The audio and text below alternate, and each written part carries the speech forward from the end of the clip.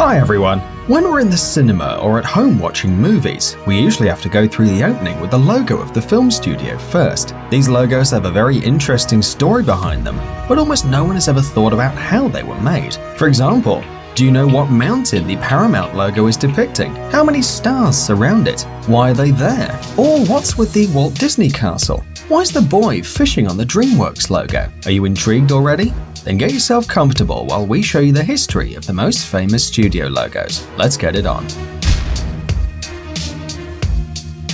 DreamWorks. One day back in 1994, three brilliant people got together. Director Steven Spielberg, Disney director Jeffrey Katzenberg, and music producer David Geffen. They decided to create a new film studio that's now known as DreamWorks. We associate the company's name with the fishing boy of the logo. Yeah, the one sitting on the moon. But the original idea was actually slightly different. They were originally looking for a computer-generated image of a man fishing from the moon. But visual effects artist Dennis Muren, who was then working along with Spielberg, insisted on making the logo by hand. And so they asked illustrator Robert Hunt to draw it. Hunt was called in to execute the final image on which the motion version was based. It took Hunt 3 months to complete the final motion logo with the boy fishing from the moon. Spielberg loved this version and decided to use it for his new company. By the way, the moon boy is William Hunt, the son of the illustrator. Paramount Pictures. The Paramount Pictures Company was created in 1912 by Adolf Zukor, a film investor, and the Frohman brothers, theater magnates at the time. Originally, the studio went by another name, Famous Players Film Company. The famous Paramount Pictures logo shows a majestic mountain peak covered in snow and surrounded by a ring of stars. It was created by the illustrator William Hodgkinson, who based his work on the Ben Lomond Mountain in Utah, where he spent his childhood. The original logo had 24 stars, one for every movie star that back then had a contract with the studio. However, nowadays there are only 22, and no one knows why. Eventually the logo changed a bit. Now, as a result of technological development, instead of the original mountain picture, we see a computer-generated image. Columbia Pictures. This famous logo depicting a woman holding a torch, a symbol of America, was created in 1924 and showed a lady draped in a US flag and holding a torch. There were no clouds in the background and the forehead of the woman was covered with a headdress. It looked very primitive, and the whole picture looked more like a sketch. 6 years later, the logo was improved. The lady became more elegant, she coiffed her hair and lost the headdress, and the flag was now barely seen. The font was now different, the letters got bigger, and the writing was now behind the girl. But the most important thing was that the empty background was now filled with clouds, and the torch was no longer flickering and blinking, but glowing smoothly instead.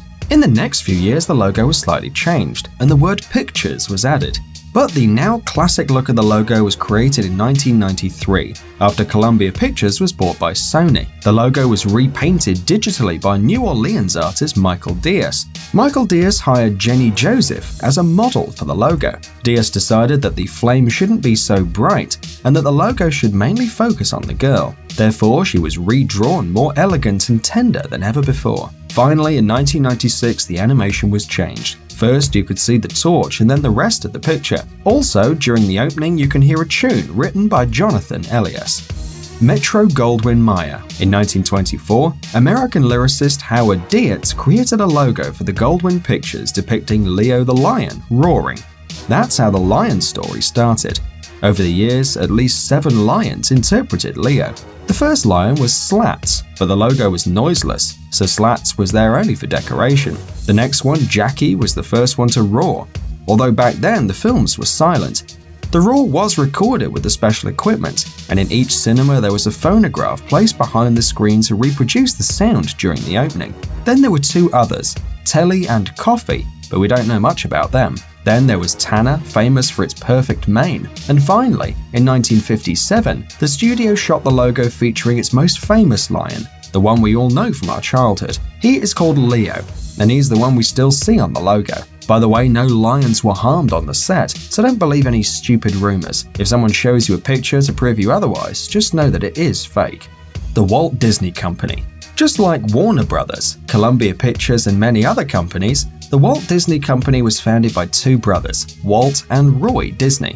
This was back in 1932. It was first a small motion picture studio, but it grew little by little and eventually became one of the biggest Hollywood studios ever. Nowadays, it has 11 theme parks, 2 water parks, and a couple of broadcast networks. The Disney logo is worldwide famous, but not many know what the castle depicts. The castle is actually called Neuschwanstein or New Swanstone Castle, and it is a 19th century Romanesque revival palace in southwest Bavaria in Germany. It was the prototype for the logo. Besides, it was the prototype for the Sleeping Beauty themed castle in the Disneyland park in Paris. But the logo looked like this until 2006.